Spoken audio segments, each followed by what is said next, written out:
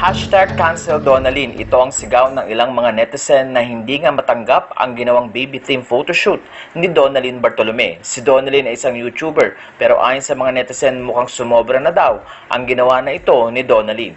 Ayon kasi sa mga netizen, masyado daw sinexualize ang mga photos na ito na pinepertain pa ang isang baby.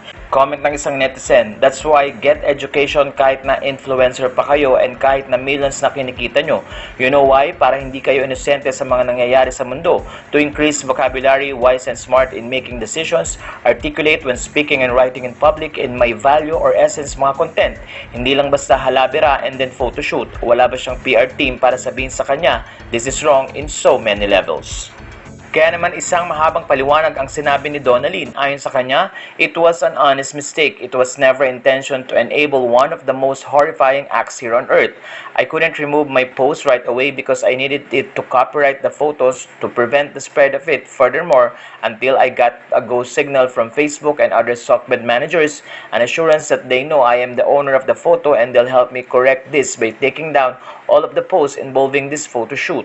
You may help us by sending the links of the posts of anyone who reposted this for any reason at all." Sinabi pa ni Donnalyn na light and funny lang daw ang pagtrato ng ilang mga netizen na nakakita sa nasabing post. Almost 1 million people across SOCMED platforms thought of it light and funny because they know my personality and didn't look at it that way. Hence, our initial reaction to the idea was the same. But upon reading other people's perspective, I completely agree. I feel terrible, sick to my stomach, and had disturbing flashbacks I'd rather not say. Dagdag pa ni Donnalyn, "I was called crazy for being overprotective to all of my siblings once I took care of since they were babies.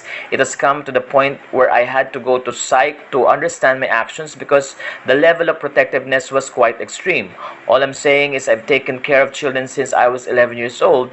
This was the last thing I would ever intend to do.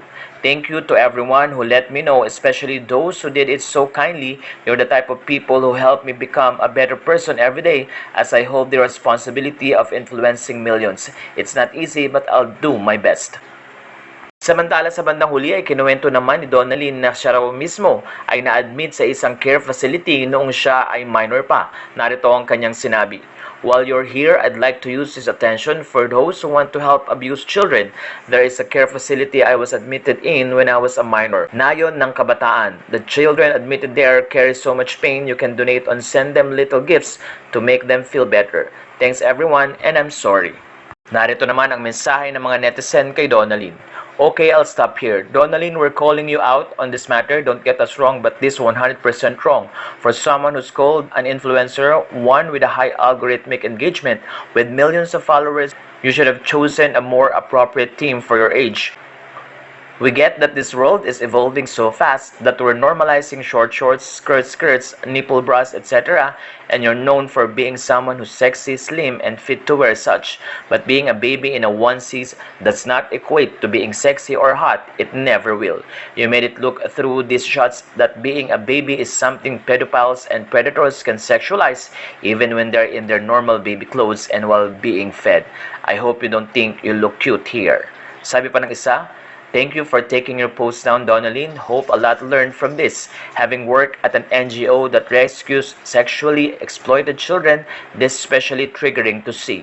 Imagine holding a sexually exploited months-old baby reading international correspondence of a pedophilia, wanting a child while it's still incubating inside a mother's womb, or just knowing how such exploitative performances are conducted between among children or with an adult or even by a parent. What a disturbing and tasteless birthday theme shoot this is. Stop sexualizing infants and children. Actual Filipino babies and children are actually exploited and sold around, especially to pedophiles. It's disappointing that people like you can actually help change narratives and influence for the better, but this is only perpetuating that doing such is okay, so please stop and take this down." Ang mensahe ni Luigi Casiquin. Netizen din ang nagbigay ng mensahe kay Donnalyn. Dear Donnalyn Bartolome, before you continue reading below, please don't get me wrong. I am into your body, your rules side, and into gender equality. Pero utang na loob, leave the babies alone. Donnalyn Bartolome's recent birthday shoot is so alarming. It feeds predators' ego and their sexual fantasies. Babies and toddlers should not be seen as sexy, hot, and mature. They are innocent, perfect human beings and should not be sexualized. Pedophiles are roaming around and they are one of the real social problems. We should address them and not put fire to the flame by feeding more their fantasies. Stop sexualizing babies and toddlers, period. Sabi pa ng ilang netizen, ipinifeed daw ng nasabing mga photos ni Donnalyn ang mga imagination ng mga mahilig magmolestya ng mga bata. Pag influencer ka, hindi dapat basta-bastang content, Donnalyn. Ano na te? Hindi ka cute sa part na yan, mukha kang tanga. This is inappropriate and disturbing. Feeding child molesters fantasies makes you an accessory to the crime. Babies are supposed to be cute and innocent, not sexually hot. Sexualizing babies is a no-no. Sa puntong ito ay sari-sari pa rin ang sinabi ng ilang netizen at ayon nga sa kanila, kailangang i-boycott or i-cancel na si Donnalyn dahil hindi daw nito iniisip ang mga ipopost nito sa social media.